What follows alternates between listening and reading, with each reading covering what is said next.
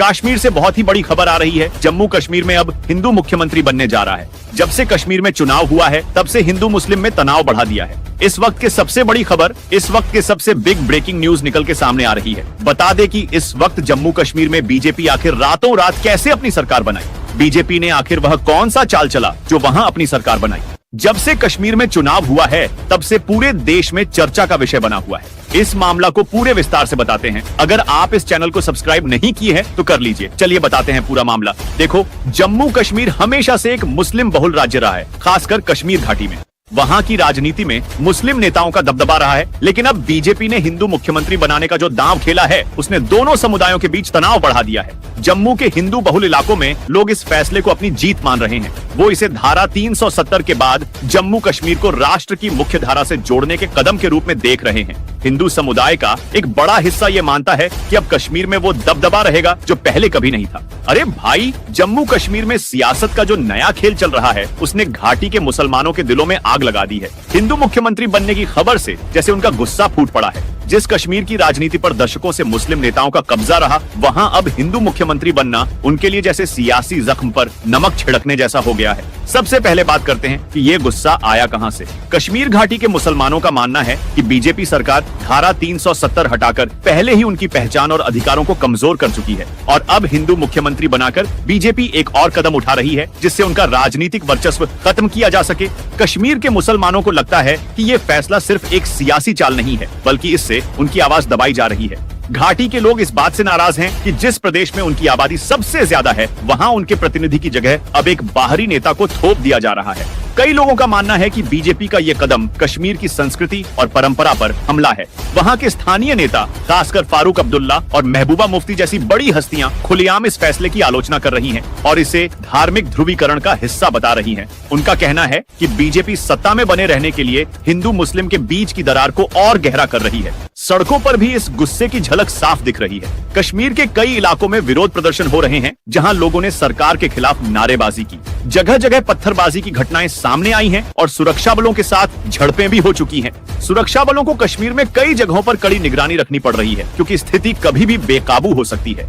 कई मुसलमानों को यह डर सता रहा है कि हिंदू मुख्यमंत्री बनने के बाद घाटी में उनका राजनीतिक और सामाजिक अधिकार और कमजोर हो जाएगा। उन्हें यह चिंता है कि बीजेपी सरकार अब कश्मीर की जमीन और संपत्तियों पर बाहरी लोगों का कब्जा करवाने के लिए नई नीतियां ला सकती है। पहले ही धारा 370 हटने के बाद बाहरी लोगों को जमीन खरीदने का अधिकार मिला है और अब इस नए फैसले ने उस डर को और बढ़ा दिया है। वहीं कुछ जगहों पर धार्मिक संगठनों ने भी इस मुद्दे पर नाराजगी जताई है। उनका कहना है कि बीजेपी जानबूझकर कश्मीर की राजनीति को धार्मिक रंग दे रही है ताकि घाटी में उनके वोट बैंक को कमजोर किया जा सके।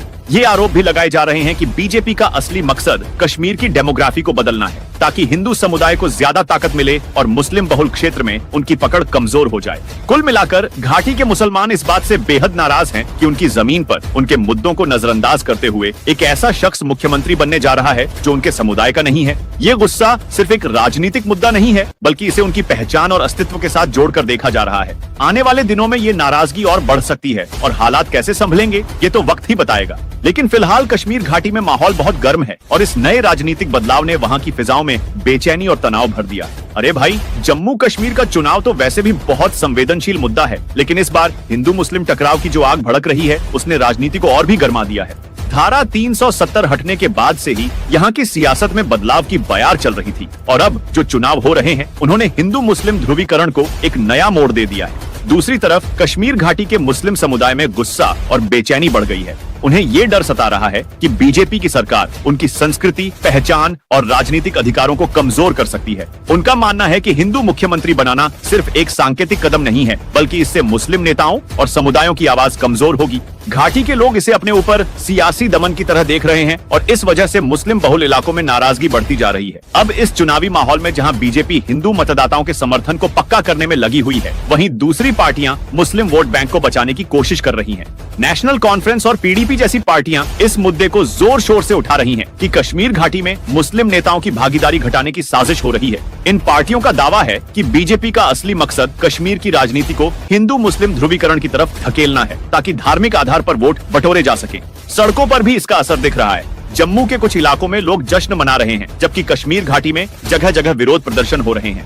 वहाँ के लोग इस बात से नाराज हैं कि चुनावी नतीजों के बाद उनकी आवाज कहीं खो न जाए। यहाँ तक कि कुछ जगहों पर पत्थरबाजी और झड़पें भी देखने को मिली हैं, जहाँ पुलिस और सुरक्षा बलों को तैनात करना पड़ा है। लोगों के मन में ये सवाल है कि क्या ये चुनाव कश्मीर घाटी और जम्मू के बीच पहले से मौजूद सामाजिक और धार्मिक दरारों को और गहरा कर देगा। खासकर मुस्लिम समुदाय को ये चिंता सता रही है कि बीजेपी के सत्ता में आने के बाद उनके हितों की अनदेखी की जाएगी। वहीं हिंदू समुदाय को लग रहा है कि अब उनकी आवाज और ताकत कश्मीर की राजनीति में बढ़ेगी। भाई, ये तो कहना मुश्किल है कि आगे क्या होगा, लेकिन इतना पक्का है कि इस चुनाव ने हिंदू मुस्लिम तनाव को एक नए स्तर पर पहुंचा दिया है।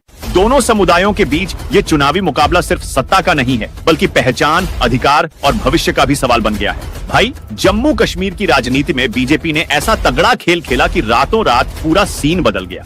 ये कहानी सिर्फ चुनावी वोटों या बड़े बड़े भाषणों की नहीं है, ये अंदरूनी राजनीतिक चालबाजियों और गहरी रणनीति का खेल है। चलिए आपको पूरी डिटेल में बताते हैं कि आखिर बीजेपी ने जम्मू कश्मीर में सरकार कैसे बनाई।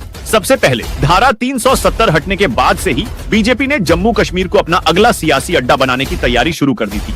पहले बीजेपी का प्रभाव सिर्फ जम्मू के हिंदू बहुल इलाकों में था, लेकिन कश्मीर घाटी में उनका पैर जमाना बड़ा मुश्किल था। पर भाई, राजनीति में कुछ भी नामुमकिन नहीं होता।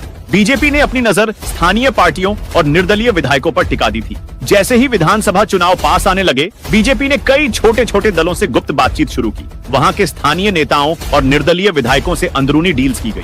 ये डील्स सत्ता में हिस्सेदारी, विकास के वादे और व्यक्तिगत हितों के इर्द गिर्द घूमती थी। बीजेपी ने बड़ी चतुराई से ये समझ लिया था कि कौन विधायक या नेता किस लालच में अपनी साइड बदल सकता है। फिर जैसे ही मौका आया, बीजेपी ने गठबंधन बनाने के लिए सभी मोहरे फिट कर दी। कुछ नेताओं को उप मुख्यमंत्री, कुछ को मंत्री पद का लालच दिया गया, और जब ये डील्स पक्की हो गईं, तो बस रातों रात पूरा खेल पलट गया। गठबंधन का ऐलान हुआ और देखते ही देखते बीजेपी ने सत्ता पर कब्जा कर लिया। अब सबसे बड़ा सवाल ये है कि बीजेपी ने घाटी में अपनी पकड़ कैसे मजबूत की, क्योंकि वहाँ उनका वोट बैंक बेहद कमजोर था। तो यहाँ भी बीजेपी ने एक और मास्टर स्ट्रोक मारा। कुछ स्थानीय कश्मीरी नेताओं को अपने साथ जोड़ा, जो पहले से जनता के बीच भरोसेमंद थे। इससे बीजेपी को घाटी में भी समर्थन मिला और कुछ बड़े चेहरे उनके साथ आ गए। इससे बीजेपी ने ये दिखाने की कोशिश की कि वो सिर्फ जम्मू की पार्टी नहीं, बल्कि पूरे जम्मू कश्मीर की पार्टी है। इस पूरे खेल में बीजेपी की गुप्त रणनीति और अंदरूनी राजनीतिक मैनेजमेंट ने बड़ा रोल निभाया। एक एक नेता को तोड़ने और जोड़ने की प्रक्रिया इतनी चुपचाप हुई कि किसी को भनक तक नहीं लगी। तो भाई, यूं ही नहीं बीजेपी ने सरकार बना ली। ये सारा खेल सियासी समझदारी, मजबूत गठजोड़ और अंदरूनी डील्स का था। अब देखना ये है कि ये सरकार आने वाले समय में कैसे काम करती है, क्योंकि जम्मू कश्मीर की राजनीति बेहद संवेदनशील है और यहाँ हर कदम फूंक फूंक कर रखना पड़ेगा। अरे भाई, जम्मू कश्मीर में जो हालिया चुनाव हुआ है, वो पूरे देश में चर्चाओं का केंद्र बन गया है। हर किसी की जुबान पर एक ही सवाल है, क्या ये चुनाव वाकई जम्मू कश्मीर में स्थिरता और विकास लाएगा, या फिर सियासत का ये नया दौर और ज्यादा बवाल खड़ा करेगा। पहले तो आपको ये बता दें कि ये चुनाव कोई साधारण चुनाव नहीं था। धारा 3 सातलिंग हटने के बाद ये पहला बड़ा चुनाव था और सबकी नजरें इसी पर टिकी थी कि अब वहाँ की राजनीति किस दिशा में जाएगी। पूरे देश में लोग टीवी पर, सोशल मीडिया पर और चाय की दुकानों पर इसी बात की चर्चा कर रहे हैं कि अब कश्मीर की हालत क्या होगी। लोगों के मन में तरह तरह के सवाल हैं। कुछ लोग ये सोच रहे हैं कि बीजेपी ने जो ये नया खेल खेला है, क्या उससे कश्मीर घाटी में शांति और विकास आ पाएगा, या फिर ये सिर्फ एक और सियासी दांव है जो जनता को अस्थायी राहत तो देगा, लेकिन असली मुद्दे जस के तस रहेंगे। बीजेपी के समर्थक तो इसे कश्मीर की नई सुबह कह रहे हैं, लेकिन भाई, दूसरी पार्टियां और आलोचक इसे सत्ता की भूख और ध्रुवीकरण का बड़ा खेल मान रहे हैं। कुछ लोगों को डर भी है कि कहीं ये चुनावी नतीजे घाटी में सांप्रदायिक तनाव और न बढ़ा दें। खासकर घाटी के लोग ये सोच रहे हैं कि उनके मुद्दे जैसे बेरोजगारी, आतंकवाद और सुरक्षा की स्थिति कहीं इस चुनावी माहौल में पीछे तो नहीं छूट जाएंगे। देश भर में ये चिंता भी है कि क्या बीजेपी सरकार कश्मीर में असली बदलाव ला पाएगी, या फिर ये सिर्फ चुनावी वादों तक सीमित रहेगा।